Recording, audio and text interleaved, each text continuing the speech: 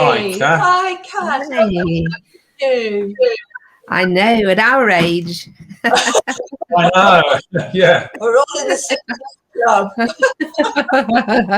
So, this is an experiment really to see how it works. We've got Linda and Russ all the way from Guatemala in not quite Santiago. Well, it would have been Santiago. Alex and Zacatecas, anyway, where you are. So, what's it been like during the lockdown, Linda and Russ? I mean, it's been a tough year, the last year for you. I think it's been tough, but it hasn't been as tough as it has been for you guys in the UK, really, because I think initially it was tough because we had like curfews and we were locked down, and for weekends or the whole week or something. But since then, really, we've been quite free. So we've been, it's been pretty good for us, hasn't it, as a church and well, we've kept going. During the COVID. We went out into the fields and did outreaches, and we took cooked food, and that was really great. Every week we were going out, and fortunately, our second building, the Baraka, the big one, is actually set off the road. So we decided, the church wanted to continue, that we would just meet. And so other churches have to do all the restrictions, but we feel less restricted. So we've just kept on with the Lord, regardless, really, taking the necessary steps, precautions and what have you. The families sit together, there's spaces between, but we continued, and the work has grown. Has there been much COVID around Santiago? Yeah, I would say that probably all of Santiago has had COVID. We've all had it, and our whole church has had it, and we're fine, So did anybody die or many die in Santiago with it? There will have been some, but not anyone that we know of, and we haven't heard very much. So we don't hear. And news travels fast around Santiago because it's all the latest bit of talk is, especially what the women thrive on, Right. So I would say all of Santiago's had it, and I mean, we had it last year, November last year. So, but we've just kept going because at the end of the day, the people are many needs in where we're working. Has it affected them badly, the people in Santiago, financially, then, all of this? It was terrible. See, what happened initially when we were shut down and we weren't able to use the buses because people needed to go use the buses. And people here, you don't have like back home, you don't have the support. Yeah. Financial support. There's no social services or no social services. Tax credits and stuff like that. Yeah. No, there's nothing like that. No government support at all. So when they shut things down, it means that people don't eat, because they live on a day-to-day basis. So so there were a lot of people who couldn't work, and people who normally are okay found themselves in a situation where they had absolutely nothing. So we started work. So we couldn't really do the school because we had to shut the school down. And so what we did is we started taking food out to people, and we ended up had 130 families, 135 families in the end.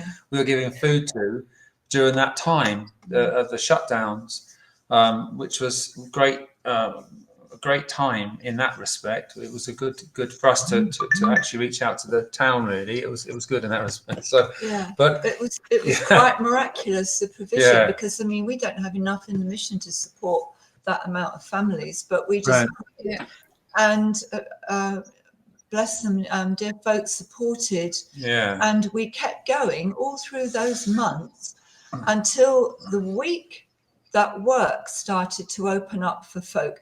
Many folk work in the fields, they sell vegetables, they need the buses to be able to get to different markets to sell their veg. There were no buses, nothing. That's why all the work dried up. There was just no work at all. But as the work began to come back, amazingly, in that same week, the amount of money that had sustained them all over those several months began to stop. It's like a jar of oil. Well, yeah, and it's like in the day that the children of Israel entered the promised land, the manna stopped, the supply from heaven, the food from heaven. You know, they entered the promised land. So you know, people started getting back to work, but there's still a lot of need. What we have found is that the cost of living has gone up ever so high. But it's very tough for them. So, yeah.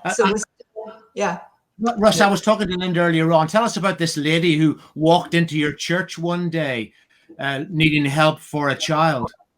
Well, she came to our building. What's her name? Elisa, which is Eliza. Yeah, Eliza. Yeah. Eliza Dooley's away. Yeah. She came to the building one day. I was actually at the building, I was teaching, and she came and asked for help. We get a lot of people who come and ask for help. But she said she had this child with this bump, had an accident when as a child, and has got this swelling on his head. It's never come down, and she really needed to get it sorted out by or get a tomography. A tomography. Is it tomography in English? Tomography. But anyway, she needed to do this. So I organised that. And I went with her. And we got that done, and she invited us to go to where she lived, and we were quite shocked really, because she was actually living out at the back of this other house in a shack, like a shed, but where the chickens were. So her bed was where the chickens were. And it's horrible. It was one of the worst places we've actually been to. Yeah, it was a mud floor. Yeah. And no light, no electricity at all, and her little boy can't stand because the lump is on his right side of his head and his left side is affected.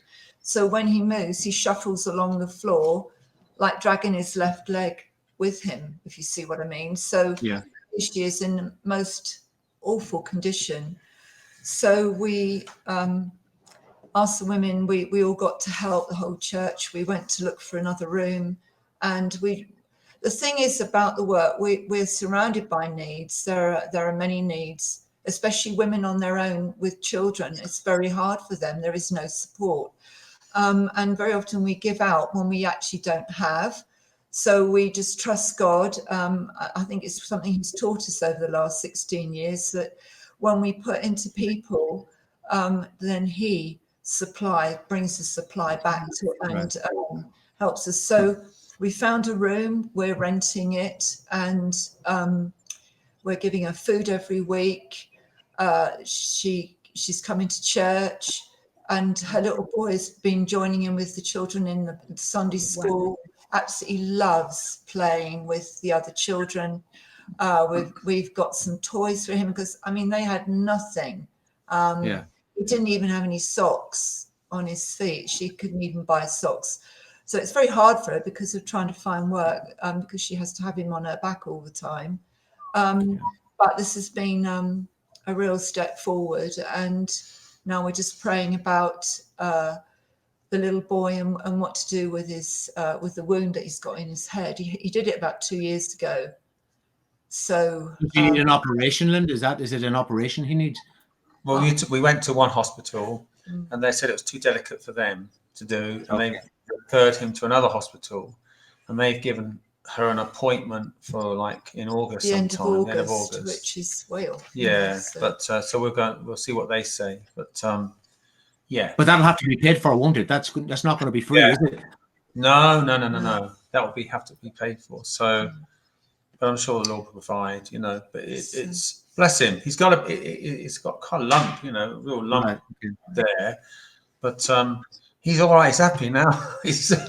Yeah, and we bought this little his toys the other day to give him as 2 trucks and some big bricks, because he's only 2.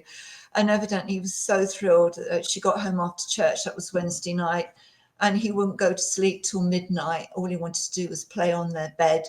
Of course. With the toys, and then the first thing he got up in the morning, he had to go back and play with his little trucks that we've given him. But but we're obviously we're supporting them monthly with the rent for the room and food and clothing. We bought clothing as well.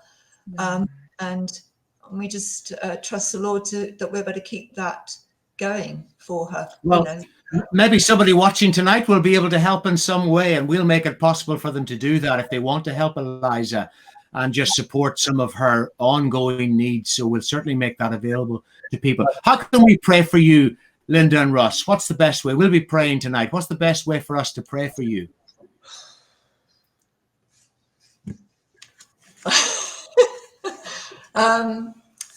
Just pray. I don't know, the general support. That the work is huge. There's only us. It's just a family, but there are so many different ways of outreach. I mean, even Russell, Luke, and Juancho doing the cricket. The children in the school. By the way, during COVID, although the school shut, we got the children to come and pick up work and take work home to do and bring it back and get it marked. So we actually tried to keep them going during those months. But we, there's a vast work. There's so much abuse, violence in Santiago. It's one of the hardest cultures to work in. And the streets are filled with fear. A lot of the women are on their own, bringing up children. A lot of the men are caught up in alcoholism. And it's like right at the bottom of society, and the needs are huge. We supply food to families still every week. They're part of the church. We help them in that way. There's just so many aspects of it, of the whole. I think one thing that's on my mind, and I think an awful lot, is because a lot of the problems are caused by alcohol with the men. Big number of the problems are caused by that. Many of them are actually addicted to alcohol. So really, I think wisdom in knowing how to deal or tackle that problem, because I think that's at the root of a lot of problems. That they're brought up with it. So it's really difficult, and they feel ashamed, but also they can't get out of it. So it's that's a problem. I think alcohol is huge in our culture. And I think that we would love to be able to tackle that. I think it's all to do with the macho culture, that it's manly to have a drink, give a boy a drink at 12. And many of them can't get off it. And then there's also the problem with gangs. There's, two big gangs in Santiago.